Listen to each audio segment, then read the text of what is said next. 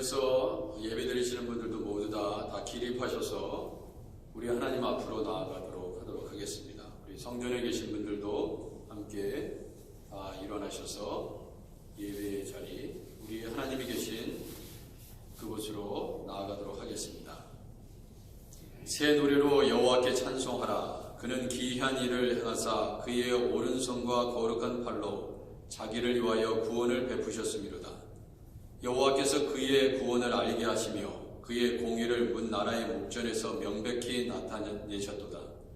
그가 이스라엘 집에 베푸신 인자와 성실을 기억하셨으므로 땅끝까지 이르는 모든 것이 우리 하나님의 구원을 보았도다. 온 땅이여 여호와께 즐거이 소리칠지어다. 소리내어 즐겁게 노래하며 찬송할지어다. 아멘.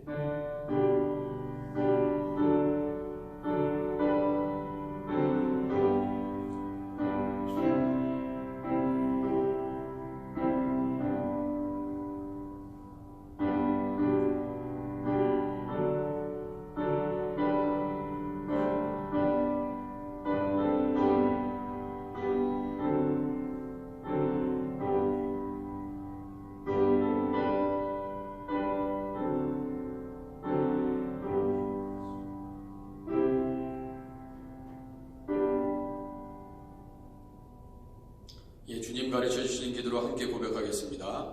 하늘에 계신 우리 아버지여, 이름이 거룩히 여김을 받으시오며 나라 임하옵시며 뜻이 하늘에서 이룬 것 같이 땅에서도 이루어지이다. 오늘날 우리에게 일용할 양식을 주옵시고 우리가 우리에게 죄진 자를 사하여 준 것 같이 우리 죄를 사하여 주옵시고 우리를 시험에 들게 하지 마옵시고 다만 악에서 구하옵소서.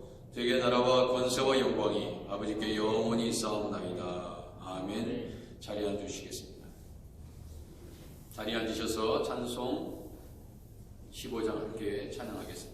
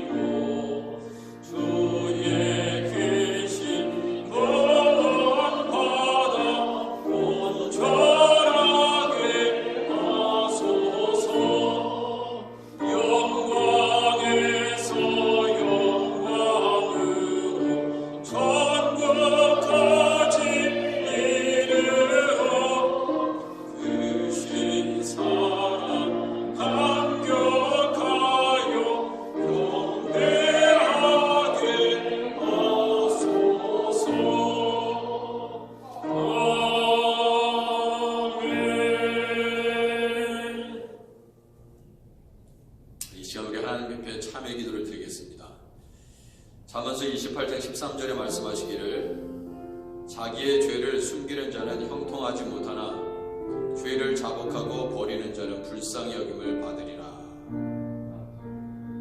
그렇습니다. 우리 하나님 앞에 고백하지 못할 죄가 무엇이 있겠습니까? 다 이 시간 고백하시기 바랍니다. 숨기지 아니하고 우리의 죄를 다 주님 앞에 내어놓으면, 자복하면 불쌍히 여김을 허락해 준다고 약속하셨사오니 주여, 오늘도 지난 한 주간 살아가시면서 지은 모든 죄를 주님 생각나게 하시고 깨닫게 하시고 예수의 보혈로 깨끗게 해달라고 이 시간 우리 하나님 앞에 생각과 마음과 행위와 말로 지은 모든 죄를 낱낱이 고백하도록 하겠습니다. 기도하겠습니다. 하나님 아버지,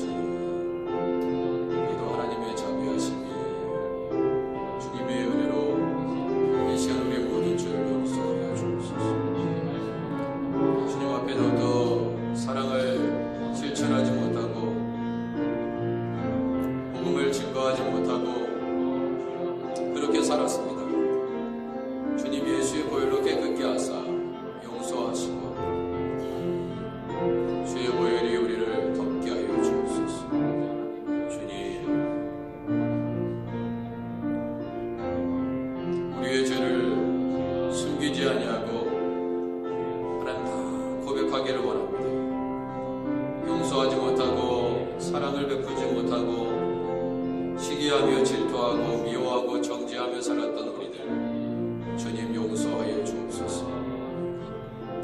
거룩한 세마포를 잊게 하여 주옵소서. 정결하게 하사 깨끗게 하사 주의 거룩하신 우리 하나님의 놀라우신 사랑으로 아버지 우리를 아버지 그리스도의 품 안에 아버지 하나님 피난처로 삼고 주님 내가 너를 정죄하지 아니하노니 다시는 죄를 짓지 말라. 주님 용서하시고 자비하신 그 하나님의 사랑으로 그 은혜로 우리를 덮어주옵소서. 주님 회개합니다. 정결하게 하옵소서. 깨끗게 하옵소서.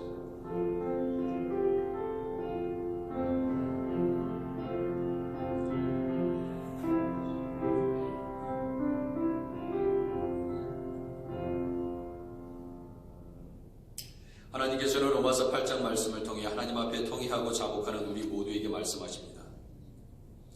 그러므로 이제 그리스도 예수 안에 있는 자에게는 결코 정죄함이 없나니 이는 그리스도 예수 안에 있는 생명의 성령의 법이 죄와 사망의 법에서 너를 해방하였습니다. 아멘. 우리 특별히 어머니 날 맞이해서 함께 찬송가 579장 찬양하겠습니다.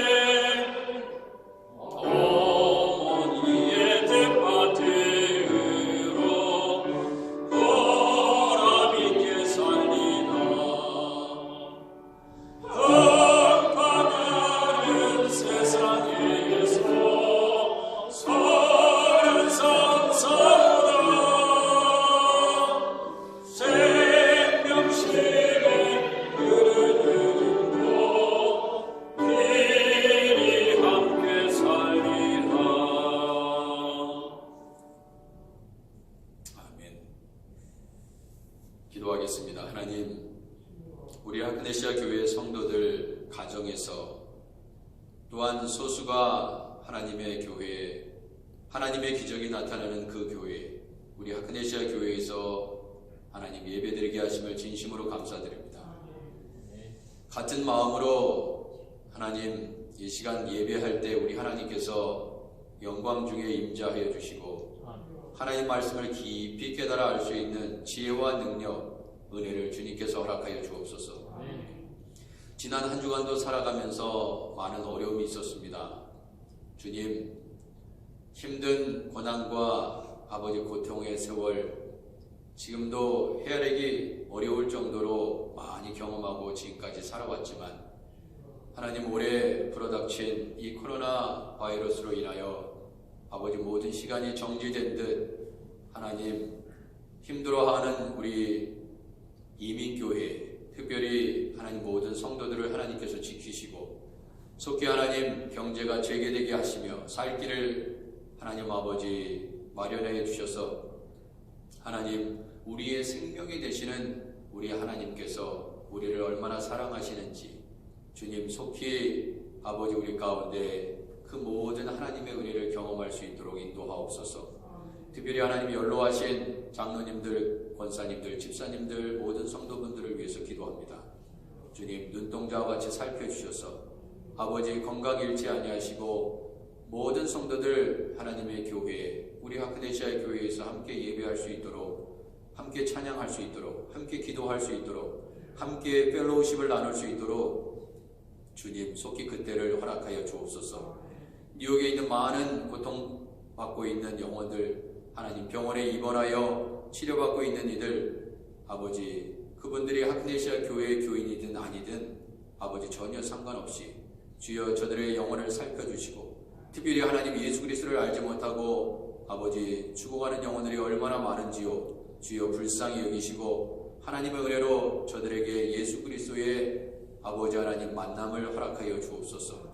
주님 이 예배 가운데 주여 성령의 기름 부으심이 넘치게 하시고 오늘 우리의 심령 가운데 임재하시며 깨닫게 하시는 그 하나님의 말씀을 붙잡고 아버지 영의 말씀을 영혼의 아버지 갈급함을 하나님께서 채워주시고 아버지 능히 세상을 이길 수 있는 믿음과 은혜를 말씀을 통하여 공급받을 수 있도록 이 한 시간 기름 부어 주옵소서.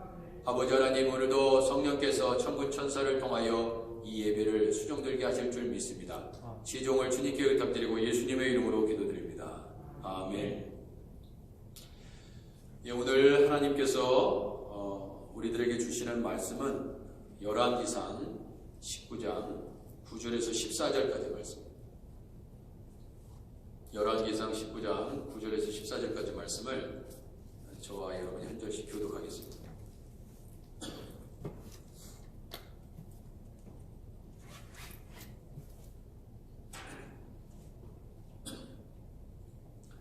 예, 제가 9절 먼저 읽습니다. 우리 교독합니다. 가정에서도 큰 소리로 교독해 주시기 바랍니다. 마지막 절은 함께 읽습니다.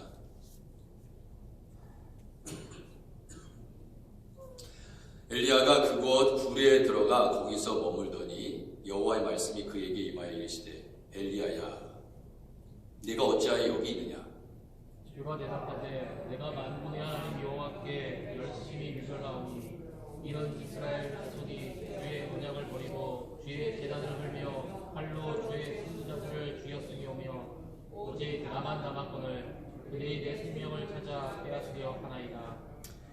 여호와께서 이르시되 너는 나가서 여호와 앞에서 산에 서라 하시더니 여호와께서 지나가시는데 여호와 앞에 크고 강한 바람이 산을 가르고 바위를 부수나 바람 가운데 여호와께서 계시지 아니하며 바람 후에 지진이 있으나 지진 가운데에서도 여호와께서 계시지 아니하며 또 지진 후에 불이 있으나 불 가운데도 여호와께서 계시지 아니하니 불 후에 세미한 소리가 있는지라. 엘리야가 듣고 겉옷으로 얼굴을 가리고 나가 굴 어귀의 섬에 소리가 그에게 임하여 이르시되 엘리야야 네가 어찌하여 여기 있느냐.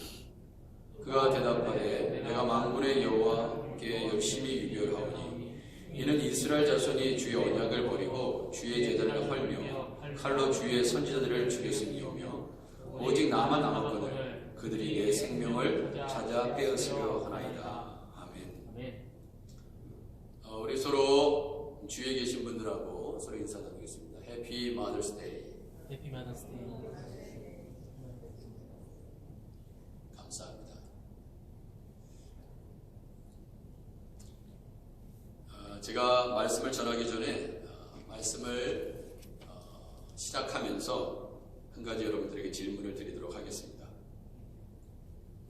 우리는 그 하나님의 임재라는 단어를 참 많이 사용합니다.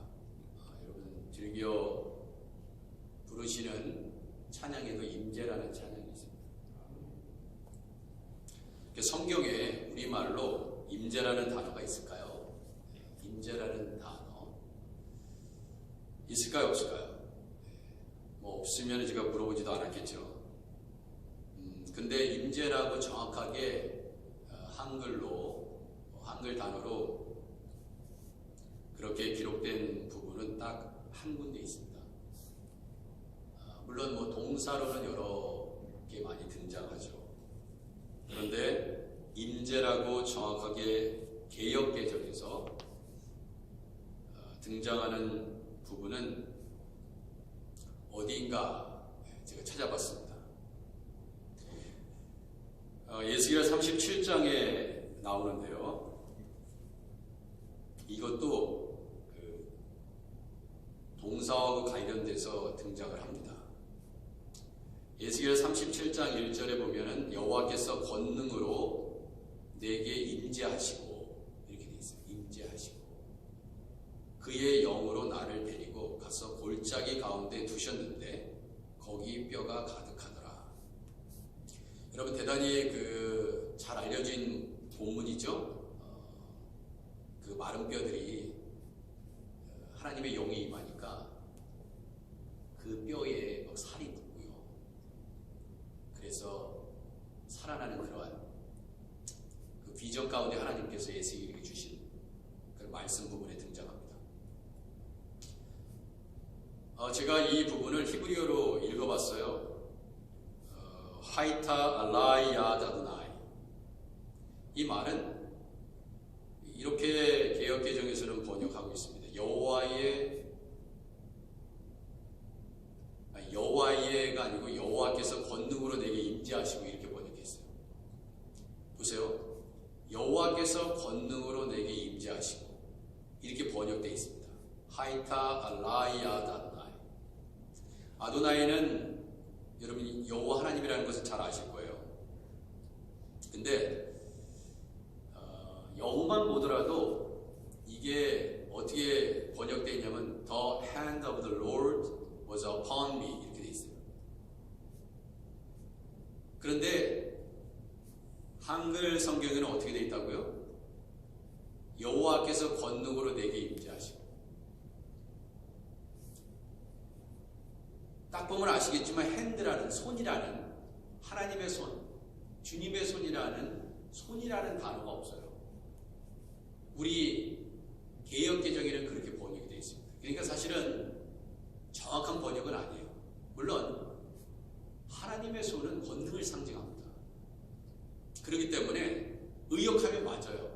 그러나 직역하면 정확한 번역은 아닙니다. 히브리어에도 원어 성경에도 하이타 알라이 야드라는 게 손이라는 말이거든요. 그러니까 이 말은 그러니까 주님의 손이 was upon me. 예수의 선지자에게 임한 거예요. 터치한다는 뜻입니다. 터치했다는 뜻입니다. 근데 그냥 개역개정은 여호와께서 권능으로 내게 임재하셨다 이렇게 번역을 해놨습니다.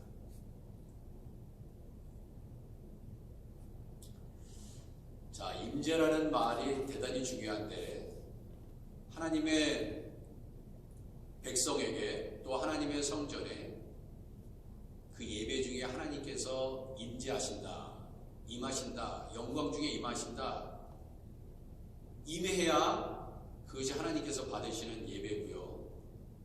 우리 안에 하나님의 영광의 임재가 하나님께서 임재하시지 않는다면 그 예배는 하나님께 드려질 수 없습니다. 너무나 중요한 거예요. 임재라는 단어는 너무나 중요한 겁니다.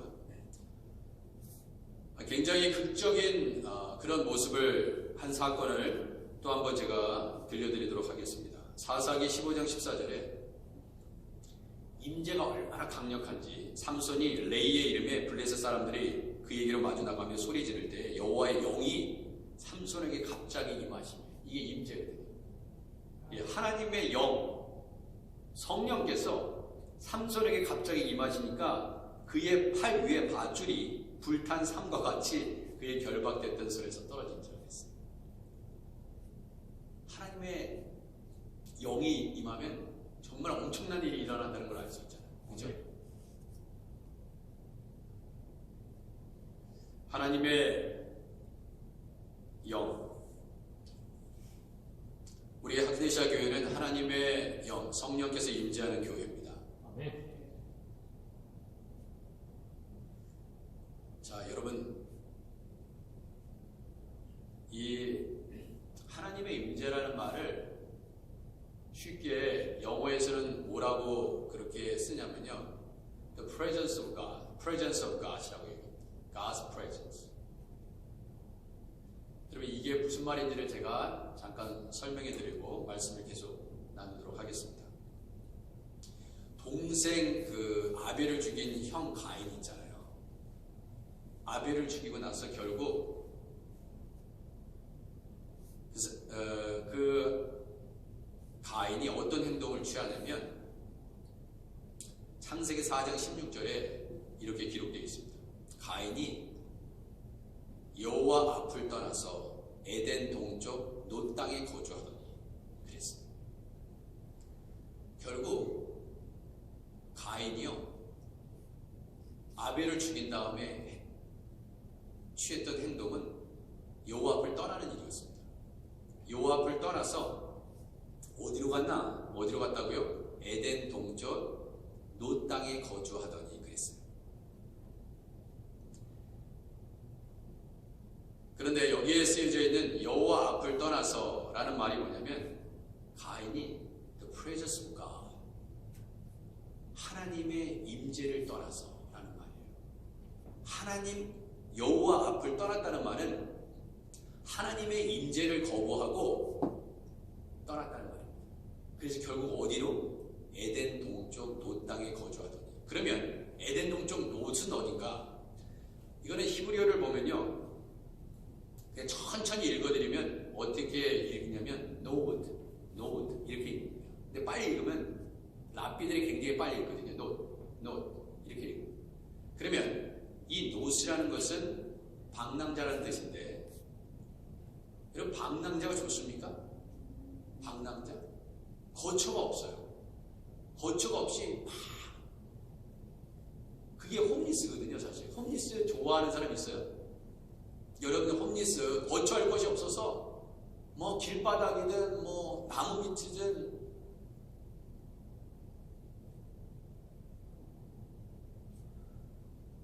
그렇게 집 없이 그렇게 방랑하는 사람이 좋냐고요? 사실 좋은 게 아닙니다. 되게 멋있을 것 같죠? 그렇지 않습니다. 집 없이 떠도는 것은 쉬운 삶이 아닙니다.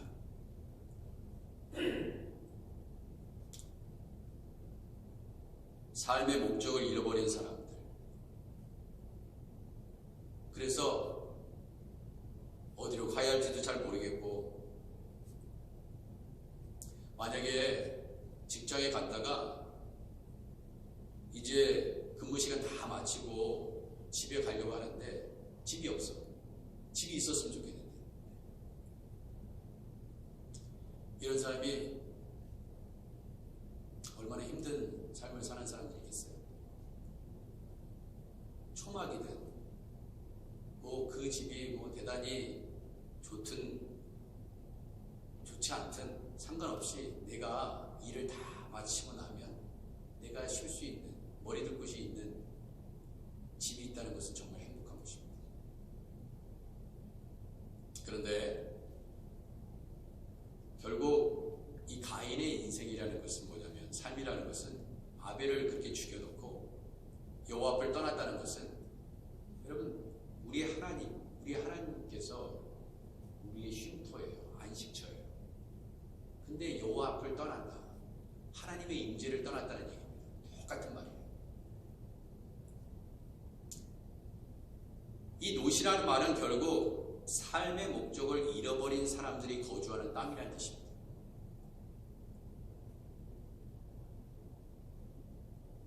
삶의 목적을 잃어버린 사람이 누구예요? 여호와 앞을 떠난 사람이에요.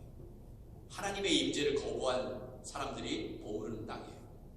그 땅이 온전하겠습니까? 온전할 수 없어요. 이 노시라는 단어를 더 좀 연구해 보니까 히브리어 누드라는 단어가 있어요. 누드, 동사.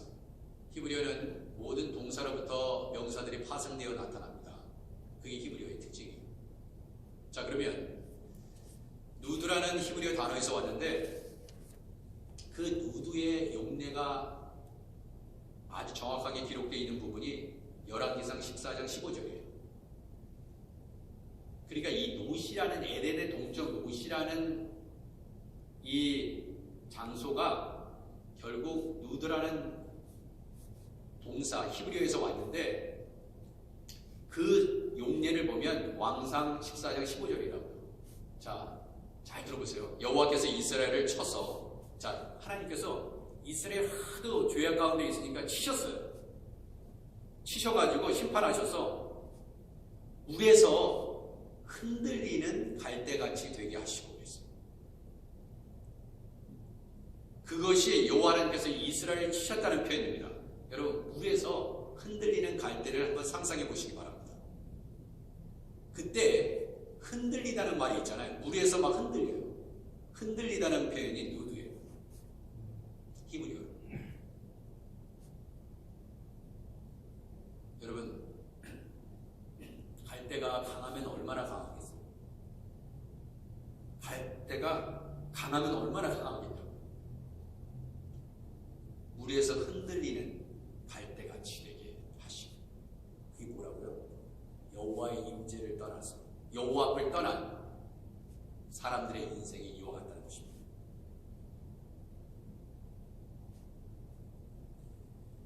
그런데 가인이 아벨을 죽이고 또 땅으로 갔어요.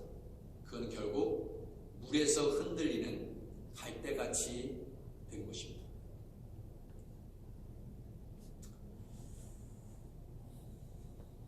여러분, 심심치 않게 우리 신앙생활 하다 보면요, 이렇게 말씀하시는 분들이 계세요.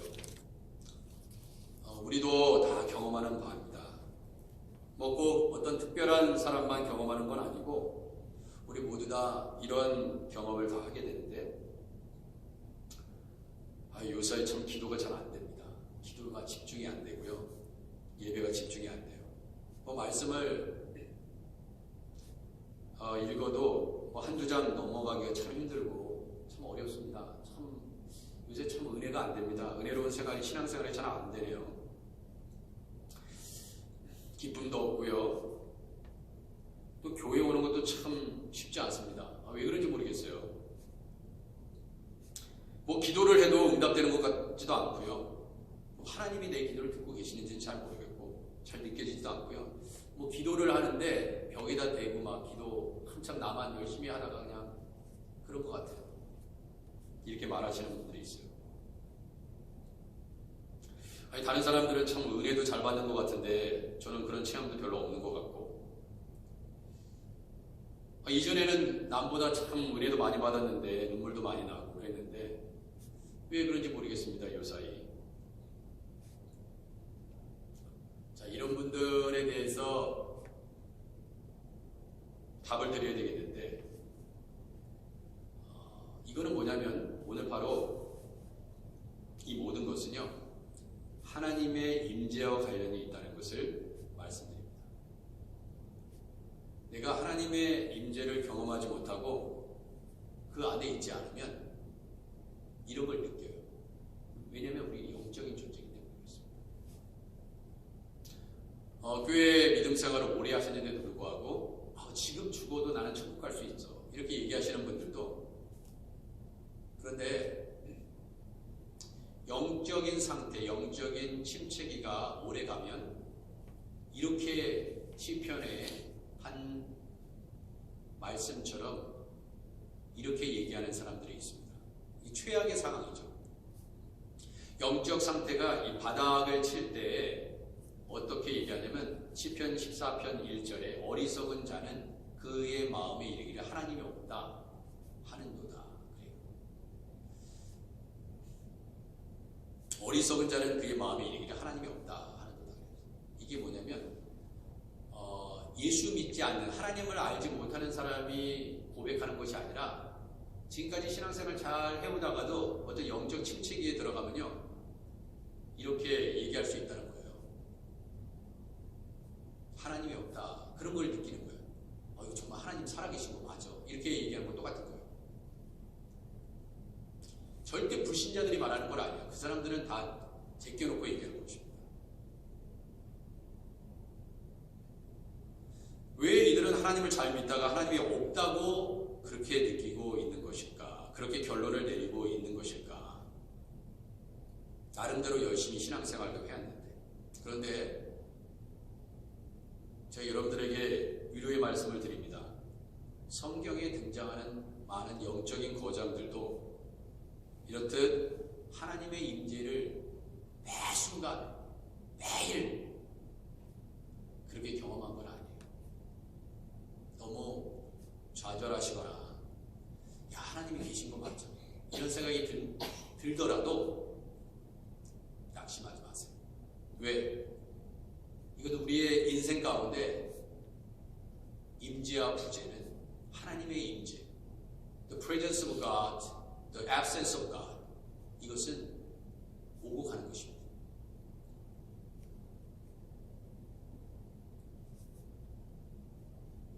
여러분, 성경에서 우리 만나는 하나님, 여러분들이 삶에서 만나는 하나님, 여러분들과 저는 하나님에 대해서 얼마나 많이 안다고 생각하십니까? 여러분이 경험해 오신 그 하나님, 물론 여러분이 잘 주님 안에서 하나님의 인도하심을 받고 지금까지 살아오셨습니다. 참 영적인 체험도 있으실 것이고, 그러나 우리가 경험한 그 경험은 하나님의 전부는 아니에요. 우리가 하나님을 다 안다고 누가 얘기할 수 있겠습니까? 아무도 얘기할 수 없어요. 하나님이 하시는 일들에 대해서 우리가 다 알지 못합니다. 그래서 하나님께서 우리가 생각하는 방식으로 임재하지 아니하시고 다른 방식으로 임재하실 때 우리는 그것을 하나님의 부재라고 생각을 할 수 있다는 것입니다. 늘 임재했던 방식으로 주님께서 나에게 임재하셔야 되는데 그렇지 못하고 다른 방식으로, 다른 모양으로, 다른 색깔로 하나님께서 임재하시면 때때로 그것이 하나님의 부재로 느껴질 수 있다는 거예요. 여러분 무슨 말인지 이해되시죠? 성경은 하나님에 대해서 이렇게 기록하고 있습니다. 전도서 3장 11절 하나님이 모든 것을 지으시되 때를 따라 아름답게 하셨고 또 사람들에게는 영혼을 사모하는 마음을 주셨느니라. 그러나 하나님이 하시는 일의 시종을 사람으로 측량할 수 없다. 하나님이 하시는 일의 시종을요 사람은 측량할 수 없어요. 설사 여러분들이 하나님의 부재를 느낀다 해서 하나님이 여러분을 떠나는 것이 아니에요. 누군가 당신이 정말 신앙생활을 제대로 못하고 있기 때문에 하나님의 부재를 느끼는 거야 이렇게 정죄하더라도 여러분 그것에 대해서 너무 심리하지 마시기 바랍니다. 하나님은 결코 여러분들을 버리지 않으세요. 믿으시면 아멘 하시기 바랍니다.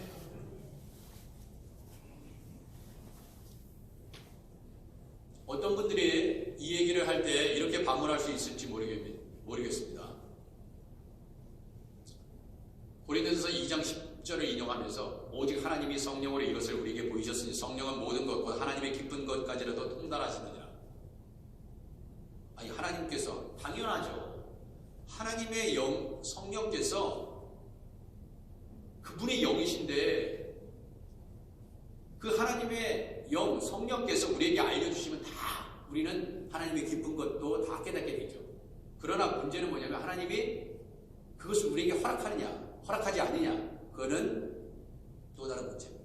그렇기 때문에 여러분 안에 성령께서 계셔도 성령께서 우리에게 그것을 깨닫게 해주시지 않으면 여러분 하나님의 말씀을 묵상하는데 하나님께서 깨닫게 해주시. 저는요 이 설교 한 편을 준비하면서 지난 한 주간 동안 내내 설교를 준비하면서 하나님께서 깨닫게 해주시는 부분만 여러분들하고 함께 나누는 거예요.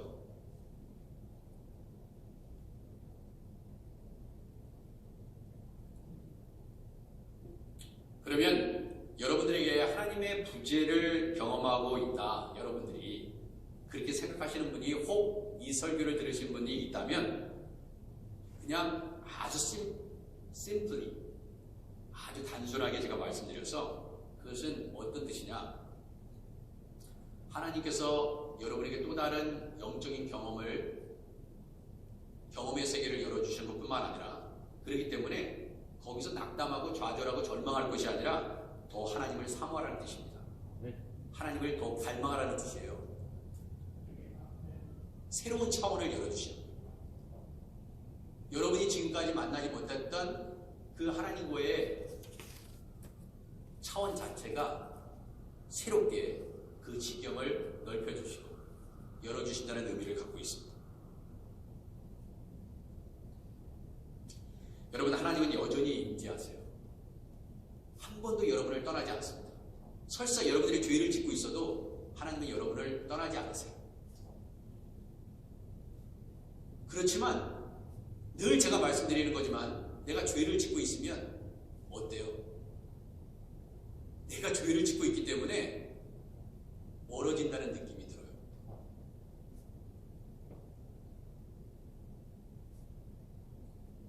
그러니까 빨리 돌아오는 수밖에 없죠. 그죠? 내가 죄를 짓고 있어도 하나님은요, 우리와 함께 하시는 거예요. 임재하시고 계세요. 하나님은 여전히 임재하고 계시는데 우리가 그것을 느끼지 못하는 것이고요. 그만큼 영적 민감성이 묻어있다는 증거입니다. 그러니까 여러분들이 칼을 잘 갈아서 물을 쓸든 배추를 쓸든 회를 뜨든 칼로, 여러분, 그 칼이 무뎌지면 어떻게 돼요? 이전에 아무리 잘 썰리고, 그렇죠? 잘 잘랐던 그러한 칼일지라도 이 칼이 묻어지면 잘 자를 수가 없습니다.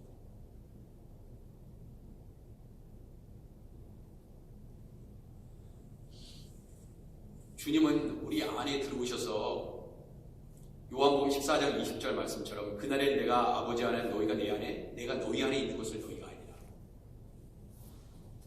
나는 포도나무이요 너희는 가지라. 그가 내 안에, 내가 그 안에 거하면 사람이 열매를 많이 맺나니 나를 떠나서는 너희가 아무것도 할 수 없습니다. 주님 우리 안에 계시는데 언제 있잖아요. 하나님이 안 계신 것 같아. 하나님이 나를 사랑하시지 않는 것 같아. 하나님이 나를 떠나버리신 것 같아요. 하나님은 없는 거 아니에요? 어떻게 이런 말을 할 수가 있습니까? 야고보서 4장 8절에도 하나님을 가까이 하라. 그러면 너희를 가까이 하시리라. 죄인들아 손을 깨끗이 하라. 두 마음을 품은 자들아 마음을 성결하게 하라. 하나님을 가까이 하라. 그리하면 너희를 가까이 하시리라. 자, 우리가 하나님의 임재를요, 간혹 가다가 경험하지 못하는 또 다른 이유가 있습니다. 그거는 하나님의 임재에 대한 이해 부족이에요. 자, 예를 들어서 한번 말씀드리도록 하겠습니다.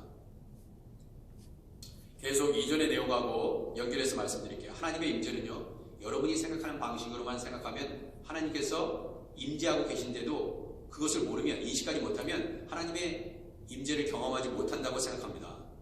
자, 성령이 우리 안에 들어오셔서 내주하고 계심을 여러분들이 믿으시면 광야에서, 벌판에서, 길가에서,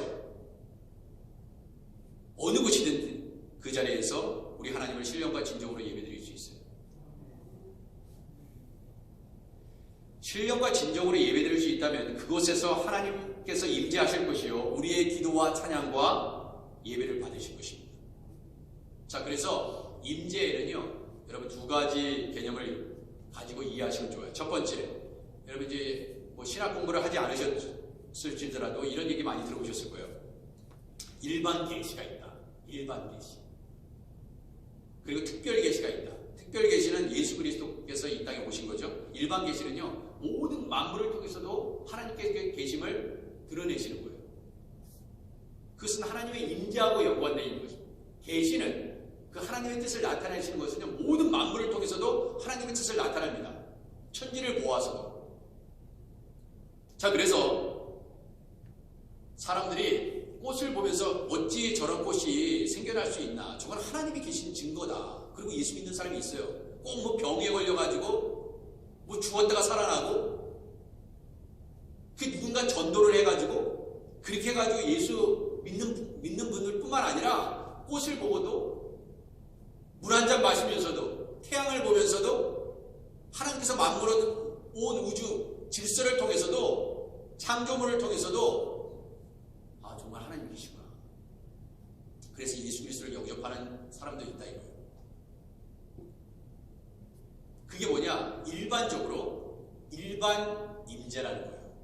온 우주에 충만하게 계신 분이 우리 하나님이시기 때문에 그렇습니다. 자, 그래서 바울은 로마서 1장 18절 이하에 이렇게 말씀하고 있습니다. 하나님의 진노가 불의로 진리를 막는 사람들의 모든 경건하지 않음과 불의에 대하여 하늘로부터 나타나나니 이는 하나님을 알만한 것이 그들 속에 보임이라. 하나님께서 이를 그들에게 보이셨느니라. 창세로부터 그의 보이지 아니하는 것들 곧 그의 영원하신 능력과 신성이 그가 만드신 만물에 분명히 보여 알려졌나니 그러므로 그들이 핑계하지 못할지. 자, 그래서 우리가 이렇게 해요. 어떤 사람이 예수를 못 믿고 죽었다고 생각해 보세요. 그래가지고 난 누구도 전도받은 적이 없어. 누구한테 핑계하지 못하는 거예요.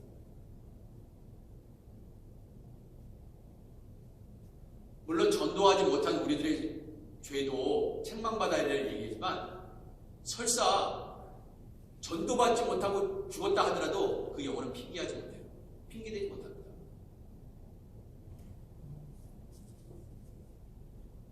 왜? 하나님을 알만한 것이 그들 속에 보임이라고 했어요. 이미 하나님께서 그렇게 하셨어요. 근데 그것을 거부했을 뿐이야. 하나님을 알되 하나님을 영화롭게도 아니하며 감사하지도 아니하고 오히려 그 생각이 허망해지며 미련한 마음에 어두워졌나니 스스로 지혜 있다 하나 어리석게 되어 썩어지지 아니하는 하나님의 영광을 썩어질 사람과 새와 짐승과 기어다니는 동물 모양의 우상으로 바꾸었느니라. 세상에 많은 이방 종교들이 다 이러고 있잖아요. 하나님께 돌려야 될 영광 아니에요? 근데 그렇게 하지 않게 되었다는 것입니다. 그렇게 하지 않았다는 얘기입니다. 그래서 하나님의 부재를 경험하고 계시다면 너무 절망하실 필요가 없다. 사실 인간이라면 지극히 정상적인 일이고 하나님의 임재와 부재를 원하는 것은 사실 우리의 삶입니다. 그러나 결론적으로 말씀드려서 하나님의 부재는 없어요. 하나님은 늘 임재해 계십니다. 그냥 천지를 봐도 하나님이 임재하신 것을 느껴요. 그런데 여러분 두 번째 임재라는 것은 뭐냐면 그리스도와의 관계예요. 얼마나 내가 그리스도 중심적으로 살아가느냐, 그런 사람에게는 더 임재가 강력하게 나타납니다. 여러분들이 하나님의 말씀을 붙잡고 살고 기도하면서 살고 정말 암송하면서 필사하면서 정말 예배 중심으로 살면요, 그 사람에게 더 강력한 하나님의 임재가 드러날 뿐이에요. 세상 사람들에게도 하나님의 임재가 드러난다니까요. 근데 그걸 인식하지 못하는 거예요. 그리고 다른 우상을 섬기는 데 사용합니다. 그런 걸. 그게 로마서에 기록된 내용이에요. 자, 그러면 믿음의 영적 과정들도 이 하나님의 부재를 경험했는데, 예를 들어서 아주 간단한 예를 말씀드리도록 하겠습니다. 자, 엘리야가 대표적으로 하나님의 부재를 경험한 사람이에요. 설마 엘리야가 그런 걸 경험했을까? 자, 갈멜산에서 하늘에서 불이 떨어지도록 해서 바알과 아세라 선지자 총 850명의 선지자들을 다 무력화시켰던 정말 대단한 영적인 거장입니다. 그런데 이 일을 경험하고 나서 이세벨과 아합이 엘리야를 죽이겠다고 그 난리를 피잖아요. 그러니까 어떻게 돼요? 그 믿음의 영적인 믿음의 사람, 능력의 사람, 하늘에서 불이 떨어지게 하게끔 했던 그 강력한 기도를 했던 엘리야가 도망갑니다. 광야로 도망가서 산에 숨어요.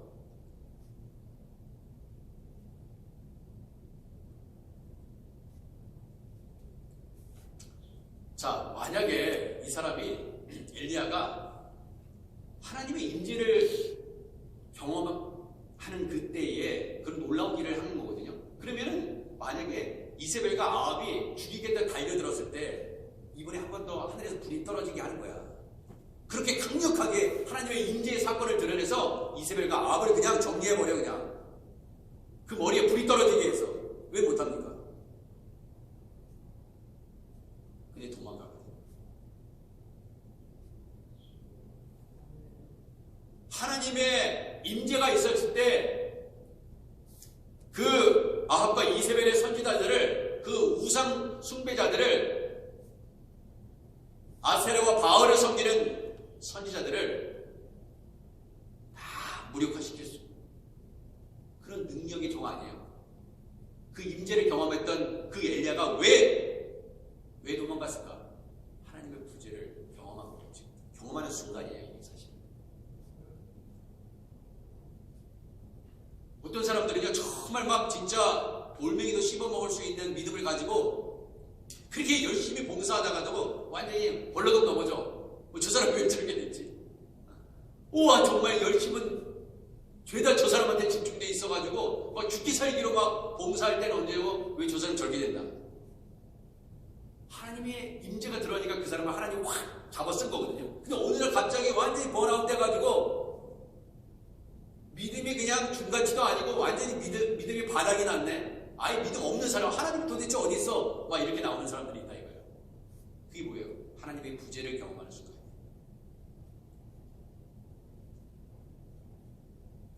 그래서 정말 하나님의 큰 종이었던 엘리야가요, 하나님의 부재를 경험합니다. 그 순간에도 이세벨과 아합이 자기를 죽이려 하는 그 순간에도 하나님의 임재를 경험했으면 다시 한번 하나님 불이 떨어지게 하옵소서. 그러면 모든 사람이 다 뒤집어졌을 거야. 감히 엘리야를 누가 건드려, 그죠? 이건 정말 중요한 사건이에요. 성경을 잘 이해하시기 바랍니다.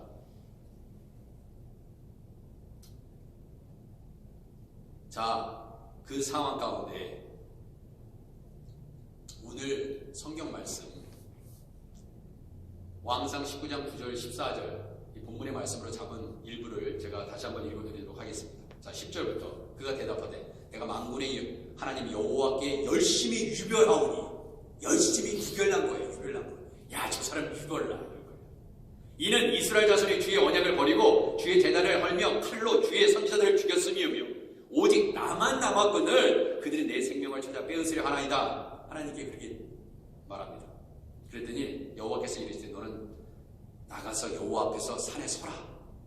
산에 서 하시더니 그랬어요. 그러면 이게 뭔지 아세요? 이야, 막 도망 다니다가 여호와 하나님께서 드디어 나하고 이제 부재를 경험하다가 이제 임재를 경험하고 있는 순간이야. 다시 컴백했어. 자, 야, 여호와 앞에서 산에 서.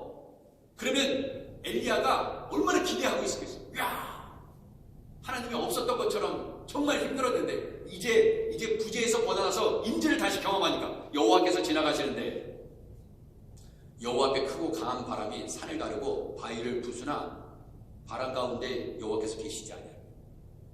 여러분 잘 보세요. 엘리야는요, 여호와 앞에 크고 강한 바람이 산을 가르고 바위를 부수나 바람 가운데 여호와께서 계시지 않았다고 했어요. 계실 줄 알았어. 무슨 얘기인지 아세요? 그 크고 강한 바람 가운데 여호와 하나님께서 임재하실 줄 알았다 이거예요. 근데 계시지 않았어요. 여전히 부재를 경험한 거예요. 바람 후에 지진이 있으나 그 지진 가운데서 여호와께서 계시지 않으면 또 다른 하나님의 부재를 경험합니다. 또 지진 후에 불이 있으나 불 가운데서 여호와께서 계시지 아니하더니 역시 엘리야는 다시 한번 부재를 경험한 거예요. 그런데 불 후에 세미한 소리가 있는지라, 불 후에 세미한 소리가 있는지라 드디어 하나님이 임재하신 거예요.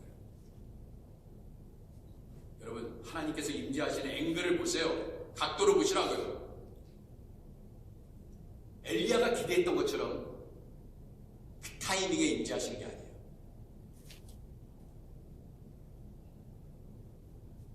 우리가 생각한 것처럼 하나님은 이렇게 임재하셔야 돼. 이렇게 역사하셔야 돼. 이전처럼 역사해야 돼. 그때 역사하셨던 것처럼 지금도 그렇게 역사해야 돼. 같은 패턴으로? No. 아니에요.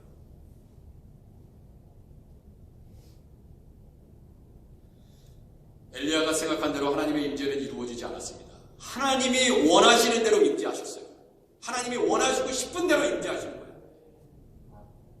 여러분 이 차이를 잘 아셔야 돼요.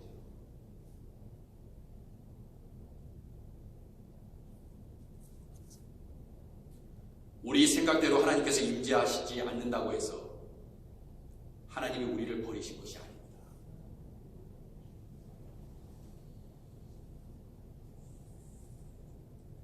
하나님이 얼마나 크신 분이에요?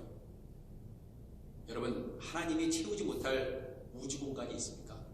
하나님께서 이 온 우주를 다 창조하셨는데 하나님이 모든 그 우주 공간에 다 임재하시죠. 그래서 시편에 이런 말씀이 있습니다. 아주 기가 막힌 말씀이에요. 어찌 이렇게 성경은 놀랍고 그 하나님의 말씀은 깊이가 있는지 참 모르겠어요. 제가 때때로 다음 주는 무슨 설교하지? 여지없이 하나님의 말씀을 주세요. 뭐 여러분들이 다 기도해 주셔서 그런 힘으로 말씀 준비하고 있지만 야 정말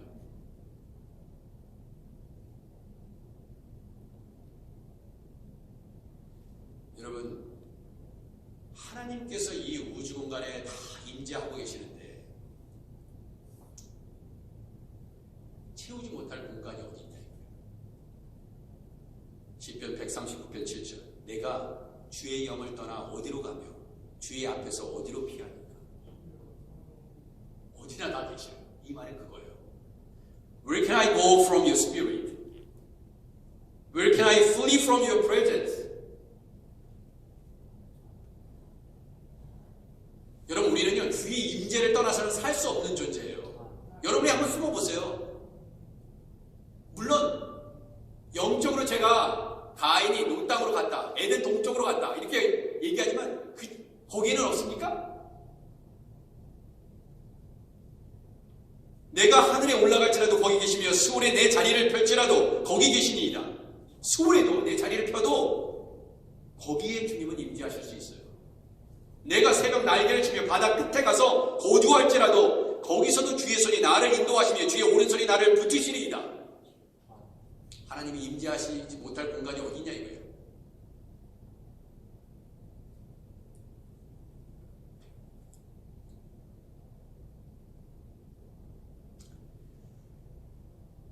여러분 우리의 인생의 삶을 이렇게 돌이켜보면 임재와 부재를 오고 간다 이겁니다. 하나님의 임재를 정말 아주 강렬하게 표현하는 다른 성경 본문은 시내산에 임재하시는 강림하시는 그 하나님의 사건을 기록하고 있는 본문이에요. 모세가 우리 하나님의 부름을 받고요. 시내산 언약을 이스라엘 백성들하고 맺기 위해서 십계명을 받기 위해서 두 돌판을 받기 위해서 올라가잖아요. 그런데 인간은 어느 정도로 연약한 존재냐면 시내산에서 모세가 얼마 동안 있습니까? 거기 얼마 동안 있어요? 모세가 출애굽기 34장 28절 이하를 보면 모세가 여호와와 함께 40일 40야를 거기 있으면서 떡도 물도 마시지 않았거든요.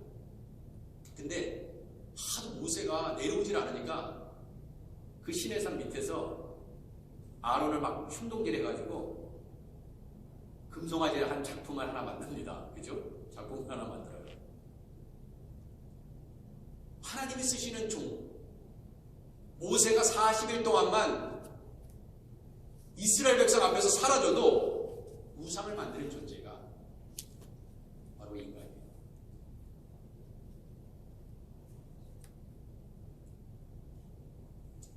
여러분 하나님의 영광이 임재한다는 거, 하나님의 영이 임재한다는 거, 하나님의 그렇죠? The hand of the Lord was upon me. 그렇죠? 하나님의 손이 우리에게, 여러분에게, 저에게 임재하신다는 거. 이게 얼마나 정말 두렵고 떨리는 사건인지 여러분 아십니까? 출애굽기 33장 18절 모세가 이르되 원하건대 주의 영광을 내게 보이소서. 야, 이 모세가요 엄청난 기도를 했어요. 주의 영광을 내게 보이소서. 그러면 이게 뭐냐면 쉽게 말하면 주의 임재를 구하나이다. 주여 하나님 나에게 임하소서. 이렇게 기도한 거예요. 성령이여 나에게 임하소서. 주의 영광을 내게 보이소서. 모세가 그렇게 기도했다고요. 그러니까 여호와께서 이르시되 내가 내 모든 선한 것을 내 앞으로 지나가게 하고 여호와의 이름을 내 앞에 선포하리라. 나는 은혜 베풀 자에게 은혜를 베풀고 긍휼히 여길 자에게 긍휼을 베푸느니라. 또 이르시되 내가 내 얼굴을 보지 못하리니 나를 보고 살 자가 없습니다.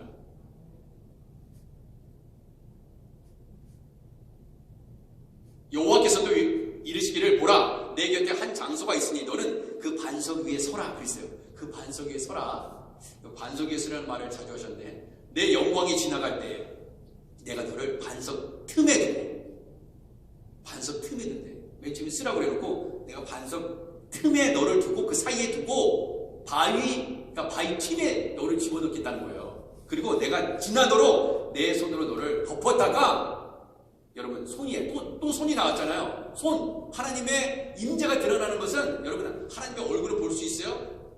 볼 수 없죠. 손으로 그냥 가리는 거예요. 손으로 어떻게 보면 터치하시는 것입니다. 그러니까 하나님의 영광이 임한다는 것은 하나님의 영이 임한다는 것은 그런 의미가 있어요. 손으로 덮는 거예요. 그래서 내 손으로 너를 덮었다가 손을 거두리니 내가 내 등을 볼 것이요 얼굴을 보지 못하리라. 이 사건이 하나님의 영광을 하나님의 임재를 사모하는 자들이 이렇게 기도하는 것입니다. 이게 보통 사건이에요. 이게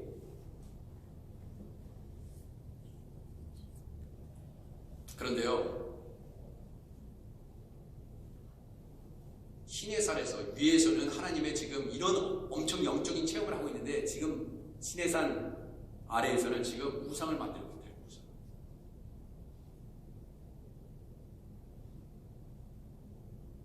근데 여러분들이 꼭 제가 말씀드리고 싶은 건 뭐냐면 부재를 느낄 때 하나님의 종 모세가 내놓질 않아요. 죽었는지 살았는지 무슨 뭐 알려줘야 될 거 아니야. 요즘 같으면 핸드폰으로 알려줄 텐데 나 살아있다고 하나님 만나고 있다고 메시지 주고 소식이 없는 거예요. 그러니까 이스라엘 백성들이 죽었는지 살았는지 난 모르겠다 이거예요. 그러니까 아론한테 금송아지 우상 하나 만들어서 인도하라 이렇게 얘기 나왔던 거예요. 그러니까 우리가 하나님의 부재를 느낄 때 막 기도해도 막 기도가 안 돼. 막 예배하는데 예배 드리기도 싫고 말씀 보기도 싫고 찬송 부르기도 싫고 막 이럴 때 여러분 이럴 때 조심하셔야 돼요. 우상을 만들 수가 있어요. 다른 방식으로 탈출구를 찾을 수 있어요. 그러면 안 돼요. 기도가 안 돼요? 더 기도하세요. 여러분 잘 보세요. 자, 얼마나 있잖아요. 성경에는요, 믿음의 선조들이 얼마나 이 하나님의 부재하고 싸웠는지 한 가지 더 예를 들어드릴게요. 시편 13편 1절. 여호와여 어느 때까지니까 나를 영원히 잊으시나이까? 주의 얼굴을 나에게서 어느 때까지 숨기시나이까? 하나님의 부재 가운데 주님 하나님 만나주세요. 임재해 주세요. 음성을 들려주세요. 보여주세요. 얼마나 간절히 기도합니까? 여러분 그렇게 기도하고 계세요? 자 보세요. 한 집안을 한번 생각해보세요. 집안을. 엄마 아빠가 있어요. 자녀가 있습니다. 엄마 아빠가 분명히 있어. 그런데 어느 날 엄마 아빠가 기분이 나쁘셨다 이거예요. 그러니까 말을 잘 안 들어. 그래가지고 자식이 아무리 엄마 좀 밥 좀 엄마 나 필요한데 용돈 좀 막 이렇게 얘기해요. 근데 답변이 없어. 그렇다고 그 자식이 엄마가 없다고 느낄까요? 엄마가 없는 것처럼 느껴지겠지. 그러나 엄마 아빠는 있어요. 여전히. 그럼 어떻게 해야 돼요? 자식은 끊임없이 조르고 끊임없이 엄마 내가 잘못했어. 아빠 내가 잘못했어. 용서해 주세요. 이제 다음부터는 말 잘 들을게요. 그럼 어떻게 돼요? 다시 자녀들을 향해서 그 부모는 얼굴을 들고 눈을 맞춥니다. 그리고 입을 맞춥니다. 하나님이 계셔도 하나님 하나님의 자녀들이 뜻대로 살지 않으면 하나님은 침묵하고 계실 때도 있어요. 없는 것처럼, 부재하는 것처럼. 그러나 하나님은 항상 계세요. 너무나 하나님이 사랑하시니까 더 부재를 느끼게 하실 수도 있어요.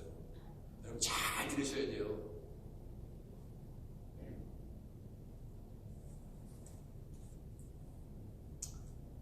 믿음의 거장들, 여러분 하나님의 임재는요 특별하고 대단하고 거룩한 선결된 사람만 경험하는 것이냐? 아니에요. 믿음의 조상 아브라함을 보세요. 우상을 섬기는 집안이야. 그 집안은 열심히 새벽기도 드렸던 사람들이 아니에요. 바벨론 땅이었지만 갈대 우르였지만 아니에요. 완전 철저히 우상 만들어가지고 내답하는 게 아버지였어. 아브라함의 아버지. 근데 왜 불렀습니까? 그리고 잘 보세요. 하나님께서는 아브라함 불렀지, 아브라함 전에 아브라함 불렀지, 사례 부르지 않았어요. 아세요? 창세기 12장 1절 여호와께서 아브라함에게 이르셨지 사례한테 말하지 않았어요. 아브라함에게 이르시되 너는 너의 고향과 친척 아버지의 집을 떠나 내게 보여줄 땅을 가라. 내가 너로 큰 민족을 이루고 내게 복을 주어 내 이름을 창대하게 하리니 너는 복이 될지라. 너를 축복하는 자는 내가 복을 내리고 너를 저주하는 자에게 내가 저주하리니.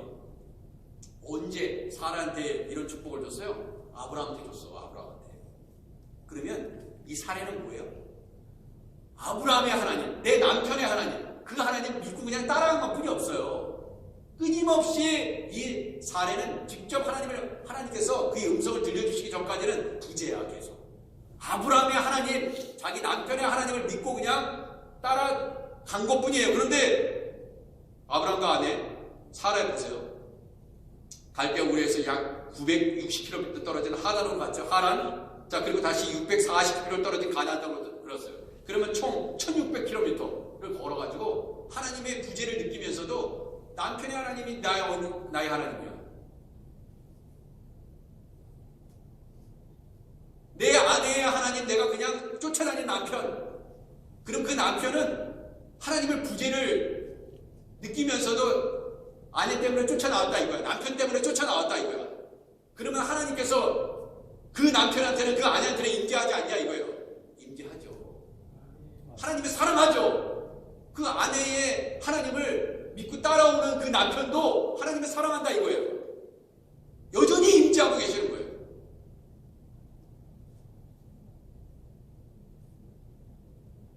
여러분 야복강가에서 그렇게 하나님의 축복을 받기를 위해서 밤새도록 씨름하는 야곱을 보세요. 그 하나님의 임재에 대한 갈망이거든요.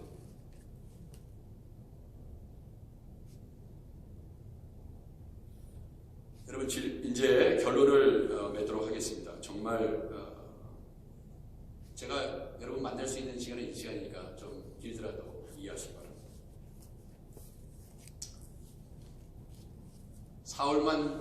사울만 정확하게 피해 다녔던 다윗도 보세요. 10년 이상 하나님의 부재를 경험한 거예요.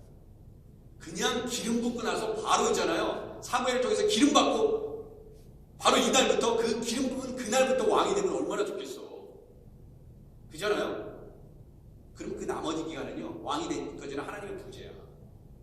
여러분 하나님께 약속을 받았어. 너한테 줄 거야. 너한테 비즈니스의 축복을 주기라.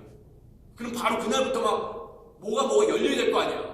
근데 10년, 20년이 지난 후에 알고 보니까 그때 하나님께서 과거를 보니까 그때 하나님께서 약속해 주신 걸 지금 지켰지. 그러면 그 20년 동안은 뭐예요? 하나님 부재를 했어요.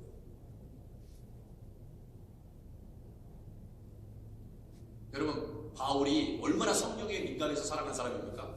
그러면은 그 풍랑 안에서 풍랑이 막 너무나 거칠게 치니까 풍랑에 이니까 배가 산산조각 나잖아요. 그때는 하나님의 임재가 없었나? 없었어요. 막 수건만 날려도 막 악기가 떠나고 그때만 하나님께서 임재하셨나? 그렇지 않습니다. 요나 바다에 던졌을 때 그때는 하나님의 임재가 없었습니까? 철저한 계획이었죠. 철저하게 물고기가 삼켜서 토해내게 해서 이거 하나님의 완전한 플랜 아니에요? 임재예요. 강력한 임재라고. 여러분이 사업이 좀 안 되는 것도 하나님의 강력한 임재 아래 되는 것입니다. 자, 결론을 맺겠습니다. 우리 예수님이잖아요. 예수님을 잘 생각해보세요. 우리 예수님도 하나님의 임재하는 부재를 경험하신 분이에요. 왜 그런지 아세요?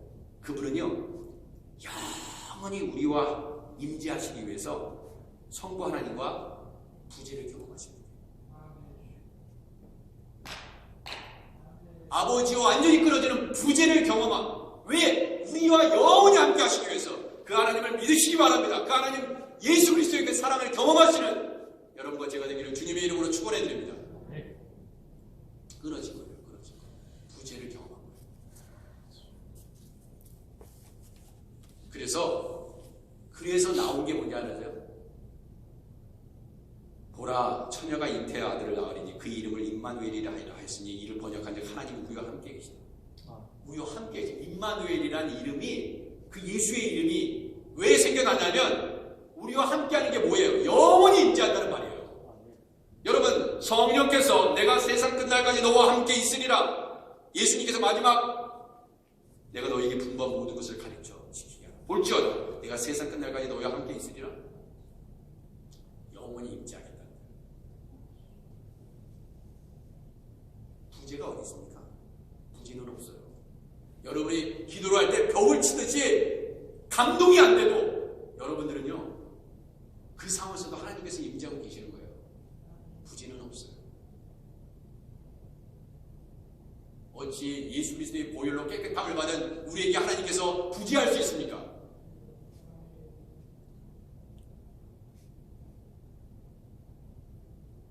부재는 없습니다. 하나님의 임재만 있을 뿐입니다. 기도하겠습니다. 하나님, 내가 그리스도와 함께서 사시는 것이라. 이제 내가 육체 가운데 사는 것은 나를 사랑하사 나를 위하여 자기 자신을 버리신 하나님의 아들을 믿는 믿음 안에서 사는 것이라. 주님, 우리가 이전에 몰랐습니다. 기도해도 응답이 더딘 것 같고, 기도해도 듣지 않으시는 것 같고, 나를 사랑하시지 않는 것 같고, 하나님이 없는 것 같고, 그때에도 하나님은 여전히 임재해 계셨군요. 내가 병에 걸려 있을 때도, 힘이 약해 있을 때도 나를 떠나신 것이 아니라 여전히 임재하고 계셨군요. 나의 눈을 열어 아버지 하나님 더 깊은 것을 깨닫게 하시고 만나게 하시고 보게 하시기 위하여 이 모든 것을 허락하셨군요. 나의 실수를 통해서도 나의 잘못을 통해서도 하나님 주님을 더 깊이 만날 수 있도록 아버지 지금까지 이끌어주신 하나님 감사합니다. 예수님의 이름으로 기도드립니다. 아멘. 자, 우리 준비하신 예물 찬송 50장 부르시면서 주님께 드리도록 하겠습니다. 찬송 50장입니다.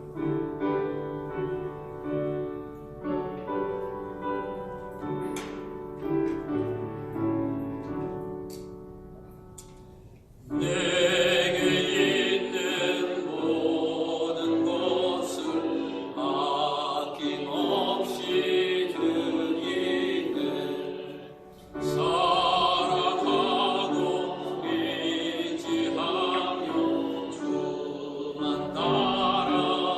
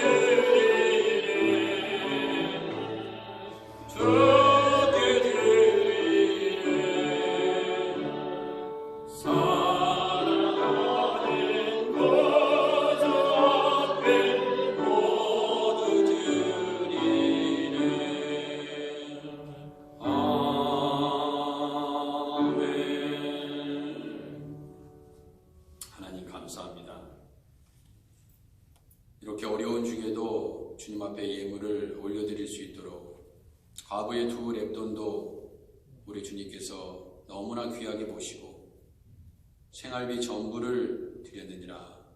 우리의 마음을 다 살피시는 하나님, 주님께 드린 이 예물이 우리의 마음이 되게 하시고 더 많은 것으로 드리고 싶지만 아버지 드리지 못하는 안타까운 심정도 아버지 하나님 형편도 그 사정도 주님께서 헤아려 주시고 저는 가정에서 예물을 드립니다.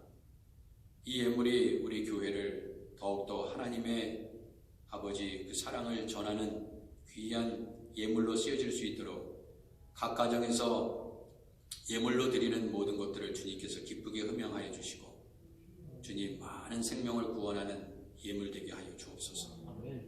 아버지 하나님 속히 하나님 일할 수 있도록 일터를 주님께서 허락하여 주옵소서. 아버지 여러가지 경제적인 상황으로 렌트비도 제대로 내지 못하시고 하루하루 어떻게 살아가야 할지 막막하기 그지없습니다. 그러나 하나님 결코 우리를 죽이지 아니하시고 하나님의 은혜 가운데 우리를 붙잡아 주사 다시금 이 성전에서 함께 모여 우리 하나님을 찬송하는 그때를 바라봅니다. 주여 오늘도 하나님 주님 만나와 매출하기로 먹이시는 그 하나님을 기대하며 감화기를 통해서도 하나님 우리를 먹이실 것을 믿사옵고 하나님 11조와 또한 감사, 주일, 지정, 선교 여러가지 모양으로 하나님께 올려드린 예물을 하나님께서 흠양하실 줄 믿사옵고 예수님의 이름으로 기도드립니다. 아멘. 감사합니다. 자, 우리 교회 소식 보니까 앤드류 쿠모 그 주지사가 6월 7일까지로 연기를 한 것 같아요.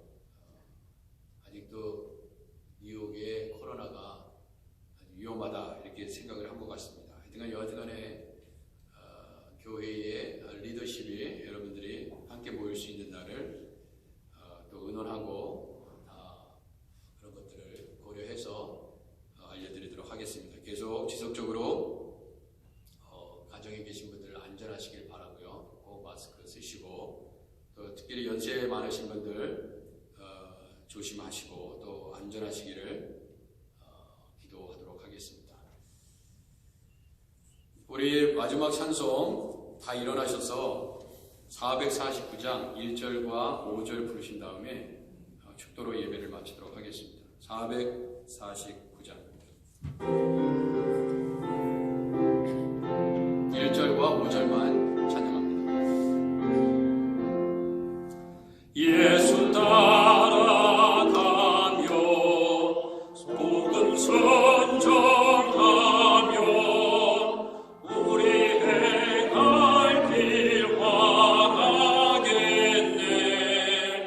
주를 의지하며 순종하는 자를 주 안에 함께 하시리라.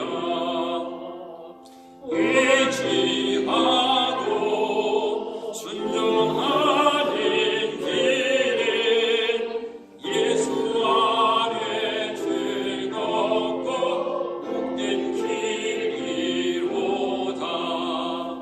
주를 힘입어서 말씀 잘 배우고 주를 모시고 살아가세.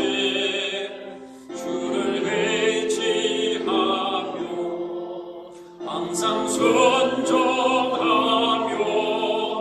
주가 사랑해 주시리라. 의지하고 순종하는 길은 예수 안에 즐겁고 복된 길이로다. 아멘. 이제는 우리와 영원히 함께 하시기 위하여 성부 하나님과 끊어지는 부재를 경험하게 하신 그 예수 그리스도의 크신 은혜와 그 예수 그리스도의 사랑을 우리에게 아버지 주시고 그 십자가의 보혈로 우리를 용서하신 그 하나님의 자비하심과 오늘도 성령의 역사를 통하여 하나님의 임재를 경험하고 하나님은 영원히 우리를 버리지 아니하시고 우리와 함께 하시는 하나님 좋으시고 자비로우시고 인자하신 그 하나님인 것을 믿고 성령의 음성에 늘 성령의 임재를 경험하며 살아가겠노라고 결단하고 이 자리를 떠나가는 하나님의 백성들 머리에 이제로부터 영원까지 함께 계시기를 간절히 축원드립니다.